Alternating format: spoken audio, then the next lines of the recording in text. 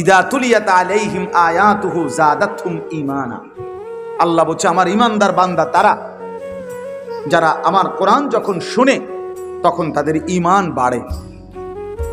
যার ঈমান বাড়ে সে মুমিন। আল্লাহর কোরআন শুনবার পরও যার দিল নড়ে না তার ঈমান ত্রুটিগ্রস্ত, তার ঈমান ত্রুটি। আফসোসের বিষয় দেখেন না, ফজর মাগরিব এশা 3 ওয়াক্ত নামাজের ইমাম সাহেব কেরাত পড়ে জোরে, মুসল্লি অনেক লোক আছে নিয়মিত 10 বছর যাবত 20 বছর যাবত আল্লাহর কোরআন শুনতেছে। ইমাম সাহেবের পিছনে দাঁড়িয়ে শুনে বুঝে যে ইমাম সাহেবের পড়াটা শুদ্ধ, নিজের পড়াটা অশুদ্ধ।